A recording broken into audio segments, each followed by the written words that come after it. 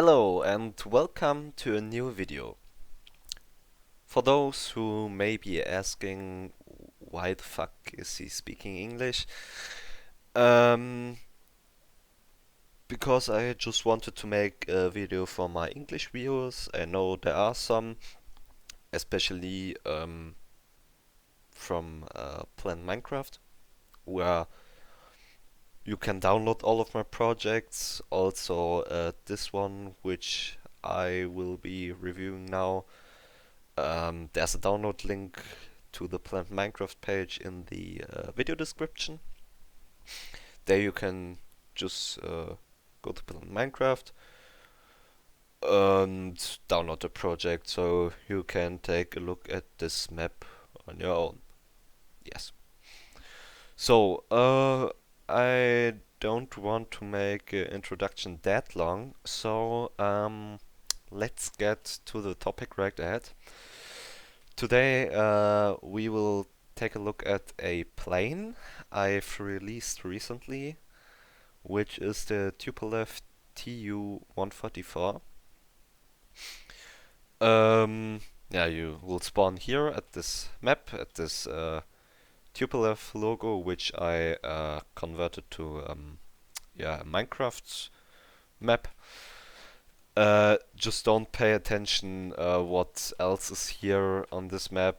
There's also the TU-154, which you can also download on my Planet Minecraft page. That's also my newest project. I will review this in a different video. Today we will just specify on the TU-144. So, this truck here, by the way, isn't on the release map. I will release this separately, I think. But yeah, so you will be able to also download that and put it right here. So, first things first, there are a lot of versions on this map from the TU-144. Yeah, I will go through everyone, I think, and talk about every single version a bit. There are also a couple of liveries here, as you can see. I also record without a shader because I think you can see the project better, and especially with airplanes, where it would be very dark with a shader underneath the wing, for example. That wouldn't be so good. So yeah. By the way, you need no texture pack for these planes. I'm using Vertex Faithful at the moment, which I recommend it, but you don't need it. You can also use the simple default textures, in which I also build all these planes in. But for the video, to make it look a bit better, I'm using Vertex Faithful, which I mean, it's generally the normal resource pack from Minecraft, so the default one, only with higher resolution. So yeah, nothing too special. So this truck here is a pushback truck. Yeah.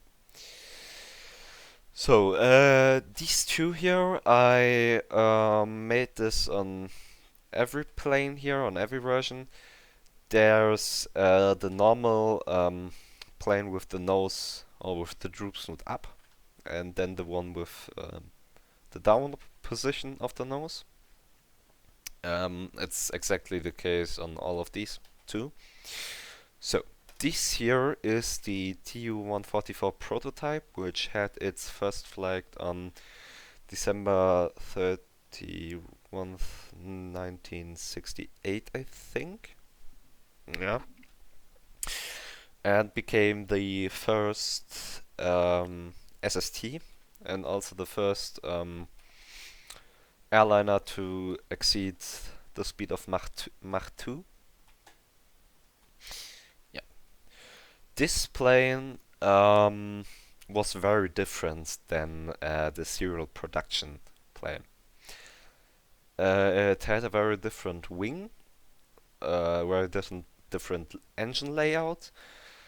The vertical stabilizer was different. Also, the shape of the hull, the gear also. So it was different in nearly every aspect. It wasn't even the same size as the serial production aircraft. They didn't use this design because it wasn't as efficient or economical on some parts, like for instance the engines. Those four engines, they are mounted directly under the hull, which led to firstly extreme noise in the back part of the airplane, and also extreme heat in the cargo apartment, of course. So this wasn't so well designed. Uh, the prototype aircraft, it was mainly designed for aerodynamics. So this engine layout is way more aerodynamic than the one on the serial production aircraft, but it isn't as good for the passengers. Yeah, but never mind. Uh, if I show this plane from the outside in detail now, you will see how much different it is. So first things first, we have the nose with a couple of data probes here, which in general prototype aircraft have a lot of. And then here's the black part of the nose, which every Soviet airliner had. There was always a black part underneath the cockpit windows.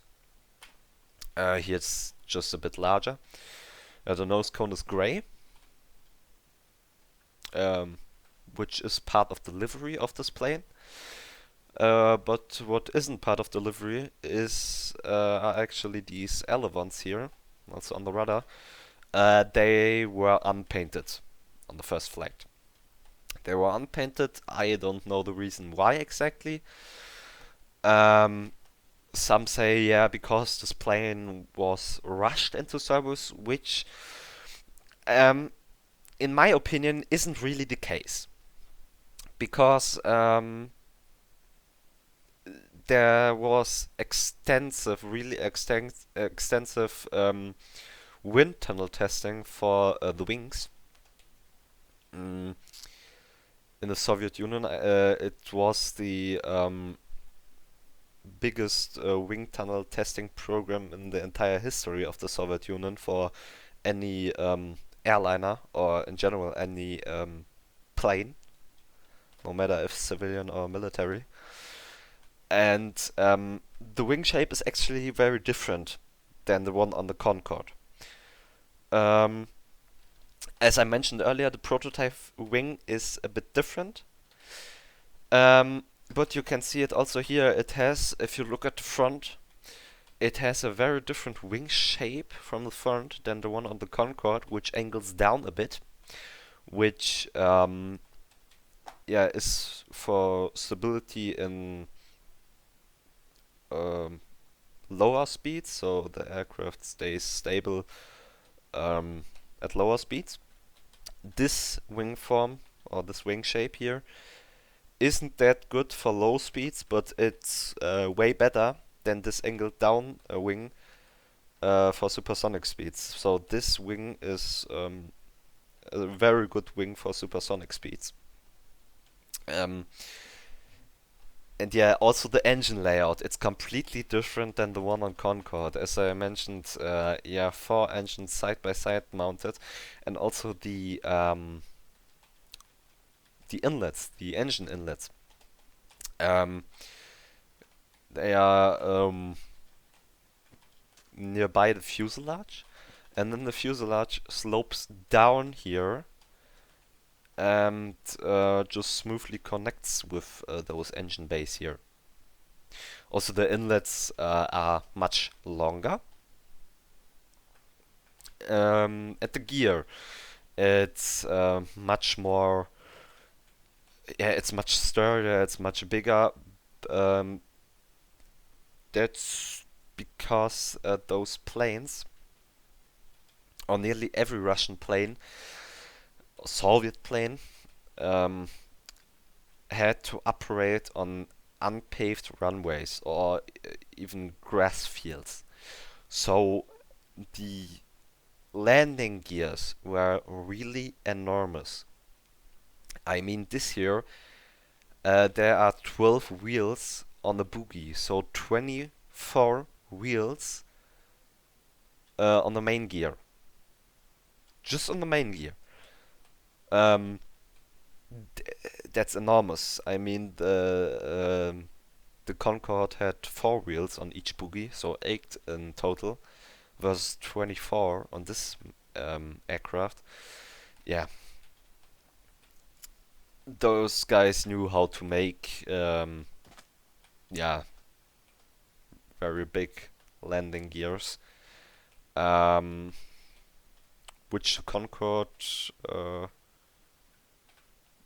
yeah, needed, because yeah, the tires on the Concorde weren't that good. Here it's different. Those tires were excellent. They were made for unpaved runways, which these planes actually sometimes operated from, or sometimes even very snowy runways. So, yeah, the vertical stabilizer, it's very, very large. Also to mention, this aircraft hasn't got thrust reversers, so it uses a drag parachute, which is mounted underneath this cone here. Yeah, why no thrust reversers?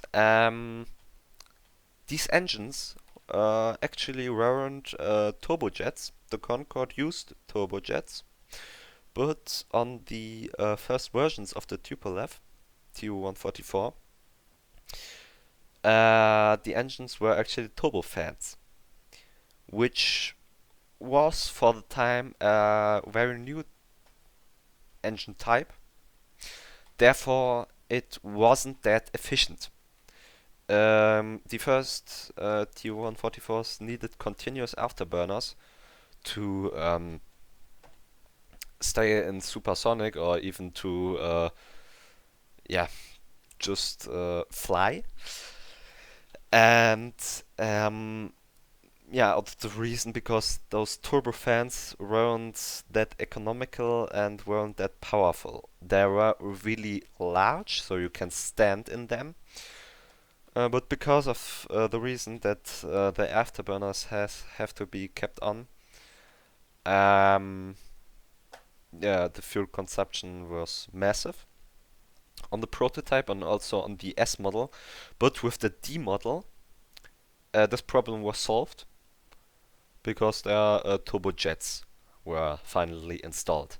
So the plan to use turbofans wasn't actually that dumb, but it was too radical. I mean, even today, um, like for example the Boom Overture, um, they also think about using turbofan engines, but they have no clue how to use them properly in supersonic, because turbofan engines are mainly used for subsonic speeds. That's exactly also the reason why those inlets are so massive. On the Concorde, the air also had to be slowed down for the engine for the engines. But the Concorde, as I said, used turbojets. So the engine hadn't been slowed down that a lot, like on this plane here, because she used turbofans. Yeah, a very radical option for this time, but those engines were very advanced, actually, very advanced, more advanced than the turbojet engines she used later, and also more advanced than the turbojet engines on the Concorde. So, well, the prototype, all of these have full interior, by the way. The prototype has a lot of technical equipment in here. That's the cockpit with the groups down, up, not down. And yeah, here we can see a technical compartment with also 2 additional seats here. But we also have a illustration of the passenger compartment here, which the prototype actually had.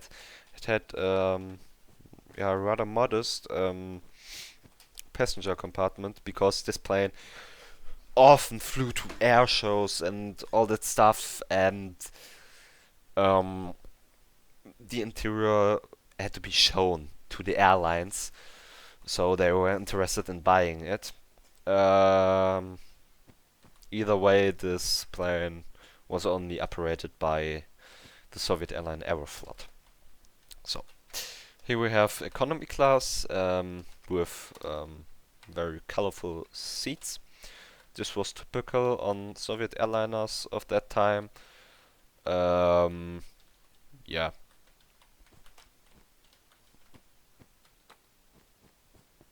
So, yeah, I think I showed, yeah, this is the galley, or however you will call it, pantry, whatever. Here are the 2 toilets. And we also have a technical compartment right here. So, here. Yeah.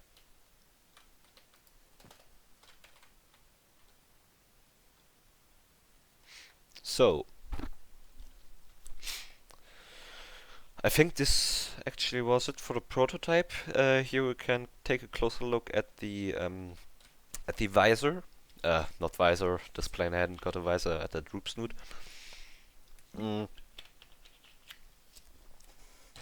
Yeah. The angle of the droop nose of the serial production aircraft is a bit steeper than this one. But yeah. That's it. I also used many stairs and all that stuff to, yeah, to really smooth out the wing here. Also on the top, as you can see here. I like this technique.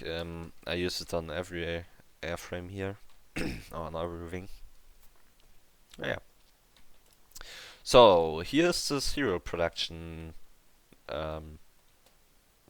aircraft, which is, as you can see, radically different. The amount of wheels on the main gear was reduced to 8 per bogie, so 16 in total, because I think they realized this wheel setup was a bit overkill.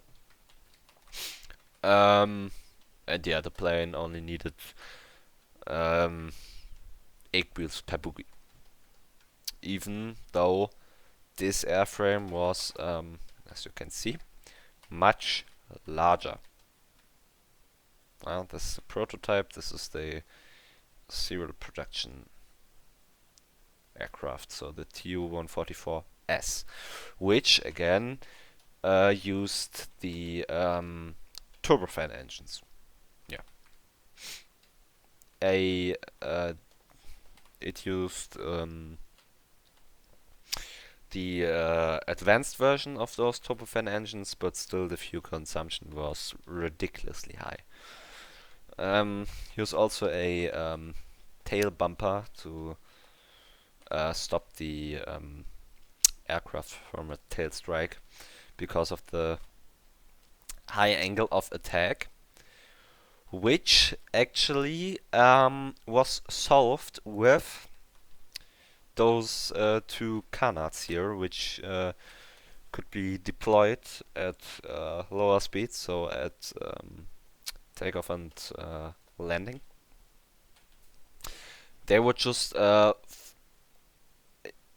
come out of the fuselage and provide more stability at lower speeds. So also generated lift at the nose. So the aircraft didn't need the angle of attack that high like Concorde, and could also operate at slower speeds. Could also take off much quicker. Yeah. So this is the serial production prototype aircraft, which can also be seen here on the unpainted radar. A feature that the Tu-144 also used, the prototype, it's the same there, is a heat shield out of titanium. Because of the immense heat of the engines, it needed a heat shield out of titanium. Because this aircraft, in general, wasn't made out of aluminium like the Concorde. It was made out of steel, with the leading edges of the wing and also the nose made out of titanium. So this aircraft didn't stretch a couple of inches during supersonic flight. It stayed the same length because steel can withstand much higher temperatures. Yeah, the plane did get heavier because of this, but the engines of the Tu-144 had also therefore a bit more thrust than the ones on the Concorde. And the prototype, it was smaller, so yeah. This plane could fly a bit faster and higher than Concorde actually, but the range wasn't that good on the S model. On the D model, the range was similar to the one on Concorde. So, additionally, I didn't know if I already mentioned that, 150 passengers maximum capacity on this plane. That's a bit more than the 110, I think, or something like that on Concorde, because it had a 2 and 3 cabin layout, which the Concorde obviously didn't. It had the 2x2 layout. So, yeah. So, this aircraft here, the CCCP 77102, is the one that crashed in Le Bourget. Because of reasons, I don't know. The reason for the crash wasn't officially published today. So to this day, the reason for the crash is still unknown. There are a lot of theories, from a mirage to some special controls which this airplane had, to a camera that fell down at the floor and jammed the yoke. I don't know. There are a lot of theories. Luckily, not so many people died. I think even on the ground more people died than the actual plane. But yeah, this plane is a bit different than the prototype because it had additional wingtips here, which later every Tu-144 used. Yeah, it had those wingtips here, which made the wing a bit larger. And yeah, also, what I wanted to show, this wing is also angled down, like the Concorde's one, but has a different shape. Also a bit different shape than the prototype one, because here you can see that the prototype wing is a much smoother shape, while this wing is a bit, yeah, blockier, I would say, but we are in Minecraft now. It's made out of two wings. You have such a delta wing here, and then there's a wing this angle here. So it's basically two wings, while the prototype had one continuous wing, if I know what I mean. Yeah. Also the rudder has a bit, yeah, has a more rough shape, like this. The prototype has a smoother shape. These smooth shapes on the prototype, I really like them, but I also somehow like the shapes on the serial production aircraft. So in this plane there's also much of prototype equipment, but we can take a look in this one. Yeah, it had a bit different Aeroflot livery than the lighter ones have. They have the Soviet flag in the middle. They have in the end. And also they don't have red doors anymore, they have blue ones. Also the registration is there instead of here. And yeah, the Aeroflot name isn't there anymore on this one, because there's the registration obviously. The Aeroflot name is here. By the way, if you're curious what this number is, because only some planes have it, this one doesn't. That's the registration so that the plane could fly yeah, to other countries, so out of the Soviet Union. Yeah, this plane had to, because it was on the Paris Air Show, so it got this registration. Yeah. So let's take a look at the interior. So this is the cockpit. Yes.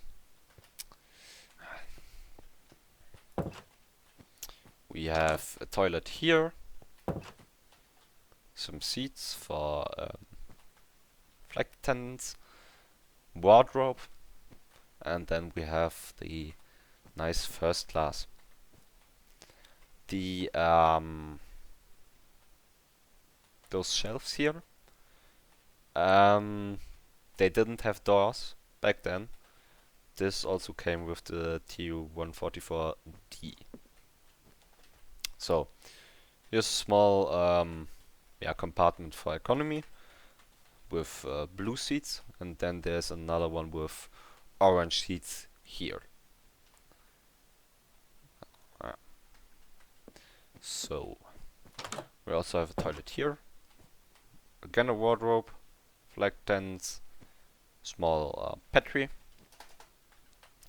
and here at the back we have the toilets again. So 4 toilets in total, I think. And then we also have the another cargo bay here at the end, which can be accessed to this door here. And we also have a cargo bay here, which goes along the whole airframe here, except for here, because here's the nose gear. And then there's also a technical compartment here underneath the cockpit, like all modern planes still have this. And it has it too, which can be accessed through this door. Yes. I don't know if the prototype has that. I mean, it hadn't got a cargo bay. No technical compartment here.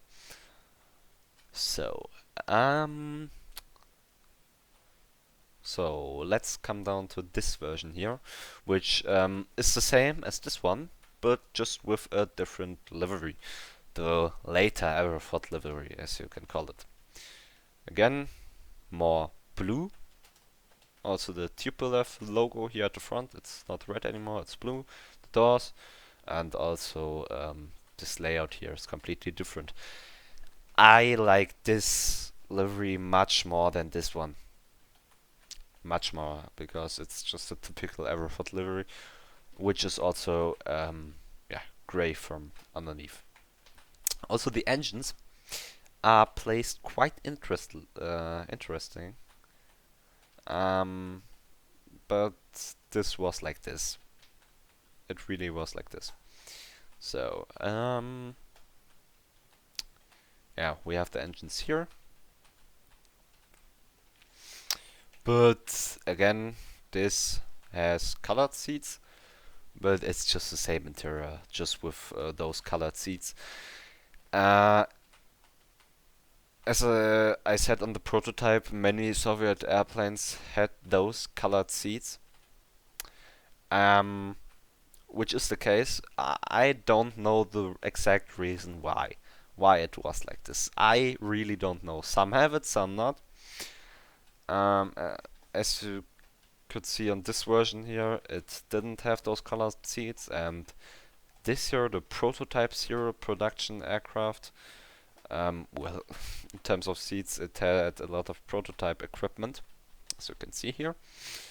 It had some seats here, but yeah, no more. I don't know the exact reason why it was like this, but somehow it had it like this, and yeah.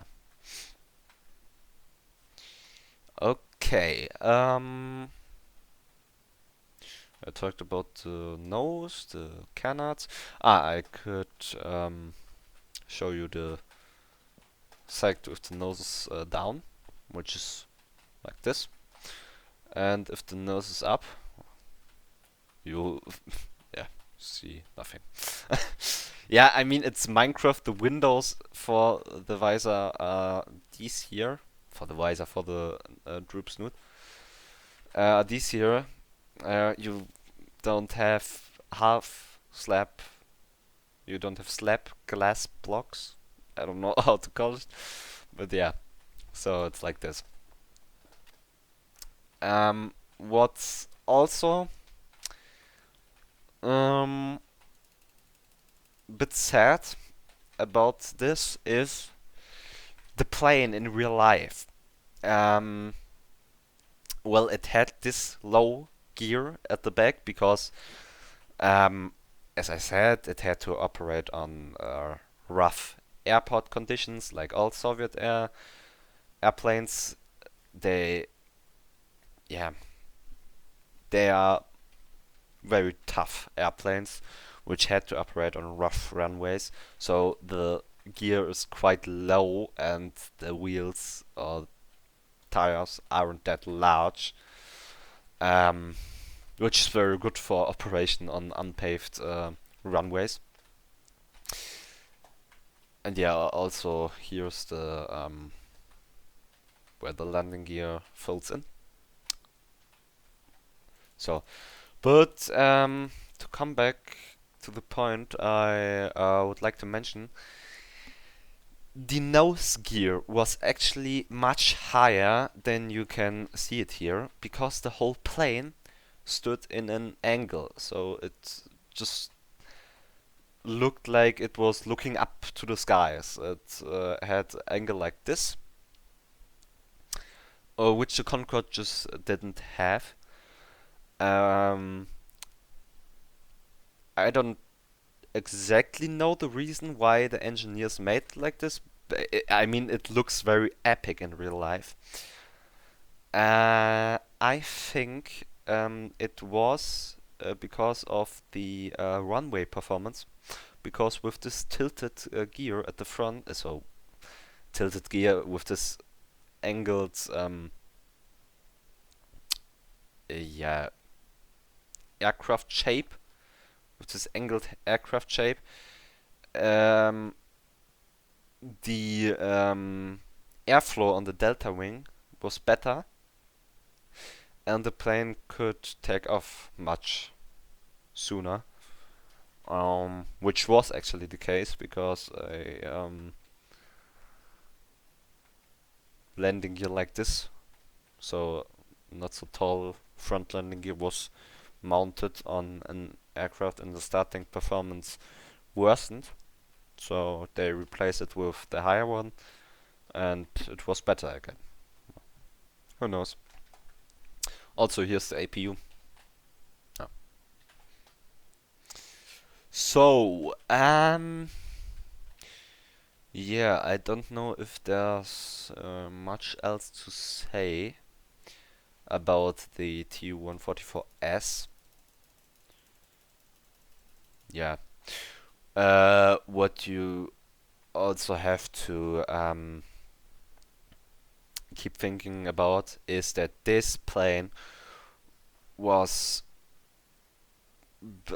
it was constructed on a very different purpose than Concorde. Well, the Concorde was constructed to fly across the North Atlantic and to other countries, but their supersonic flying above land was banned, so yeah, it could only fly over the oceans. But this usage of this plane was very different. It was just there to cut flight times to the half and to carry the people around much quicker, because the Soviet Union, as you know, was a huge country, and this plane was needed very much to connect cities like Khabarovsk or Alma-Ata or whatever, or Vladivostok. So, but this plane, well, you have to consider the operating costs for supersonic airliners are very high. Not only because of the fuel consumption, because um, of inspections, because this is a whole new concept, and those planes were very expensive. Concorde was also very expensive, and therefore it never made actually profit, even though the tickets for Concorde were like $2,000. This plane, on the other hand, the tickets were not that much more expensive than the tickets for a normal subsonic flight on a EL 62. The tickets cost like, I don't know, 10 rubles more than the tickets on a conventional airplane. So it never made profit, which is one of the main reasons that this plane only carried post in its last years, because well, this was the only profitable cargo it could carry. Yeah, a bit sad, but yeah. Let's go to the next version, the Tu-144D, which was equipped with turbojets. They had no afterburner at all, so this engine didn't have any afterburners. It was powerful enough to lift the plane off the ground without afterburners, and yeah. The performance of this plane can be compared with the one Concorde achieved very well. Yeah. So the engines are much longer, as you can see. Yeah. The intakes themselves, they didn't change because the engines were longer. The intakes, yeah, they just kept them. So I don't know. They didn't need to be that long for turbojets, but however. So this here is a only economy aircraft. Yeah, simple interior, just orange with head covers. Yeah, but I mean it's the same interior. Cockpit is the same. Everything else is the same. The only difference are the engines and also additional fuel tanks. Firstly, in here in the back, where only those structural parts were. I mean, I can show that to you here. It's only structural parts. Then here's now a fuel tank, and there's also a fuel tank in the cargo compartment here. Yeah, but that are the differences. Yes, you can definitely see the engines are much longer. And then here's a special plane which is photoshopped on Google, a Pan Am Tu-144. Yeah, it's just Photoshop. Pan Am never operated a Tu-144, but who cares? We just build it for joke. Yeah, the joke, you know. Just have another livery because this plane only operated for Aeroflot and they only had those two liveries. This is a prototype livery and this here also. And yeah, we wanted to have a bit more liveries. So we made this one with Pan Am interior. Yeah, quite colorful in here. Yeah, first class. And then we have economy here. Yeah, but still a very beautiful plane, in my opinion. A very beautiful one. In terms of reliability, by the way, this airplane had two crashes. One at the Paris Air Show, as I mentioned, which was never actually concretely solved. And then another one, also during a test flight in Russia, or in the Soviet Union, yes, due to a engine fire. It was quite similar to the Concorde crash, but on the other hand, also much different because the engine fire happened when the plane was in the air for quite some hours. And it wasn't because a tire flashed, it was because a fuel line rupture. Because the engineers didn't replace the fuel lines of the aircraft. This aircraft still had the fuel lines from the Tu-144S, but this crash occurred with a Tu-144D, which needed much thicker fuel lines because the engine had more compression than the turbofans.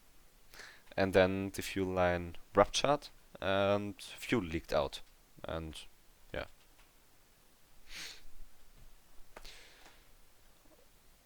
I think there are only two of the 6 men died. Yeah, 2 of the 6 crew members died. 4 survived. On the Goussainville crash, I think the 6 crew members all died and 8 were killed on the ground.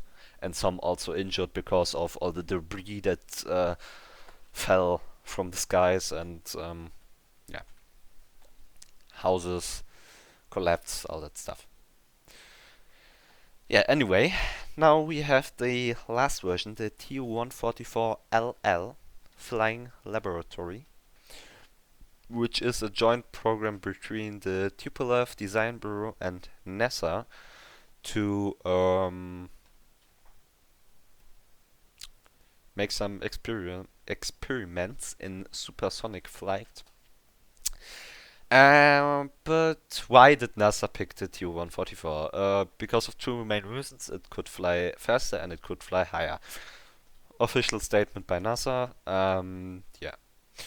Therefore, it was also fitted with new engines. Again, new engines. Well, this plane had a couple of engines in its history. But apparently these were the best engines the plane ever had. Well, these engines were also not bad, but they made many problems, and this was a very reliable engine because it was from the Tu-160 bomber. Yeah, really massive engines, therefore also the inlets had to be widened a bit, but yeah. I mean, it didn't change a lot of to the aerodynamics. Just made the plane a bit heavier, which this one was. I mean, I don't know exactly how much this plane weighed. I think 230 tons or something like that. So 50 tons heavier than Concorde. I think. I'm guessing numbers here. Sorry if I'm wrong. You can correct me in the comments. So the Tu-144LL has a different livery, mostly white. Here's Boeing, and yeah,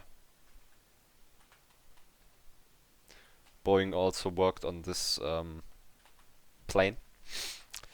Here's Tu-144 and Moskva. Moskva. I don't know how to pronounce it in Russian exactly. I think it was like that. Moskva.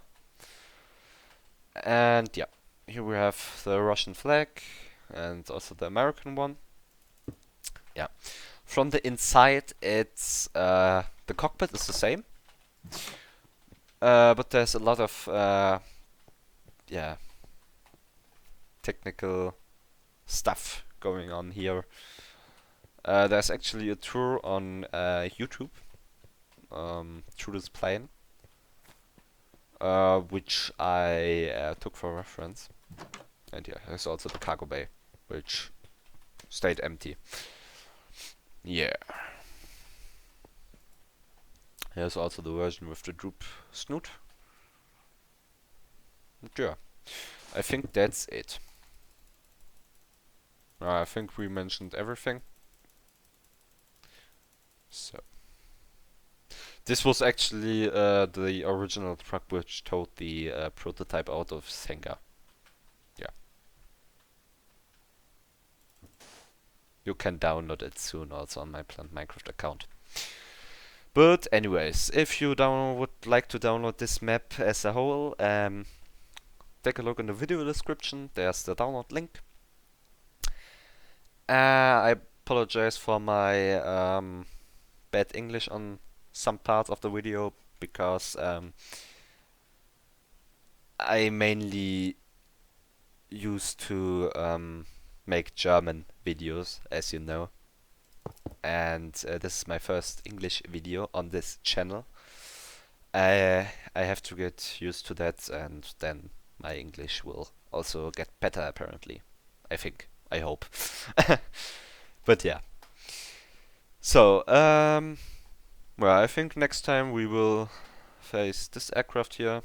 But yeah. See you next time, guys. Bye bye.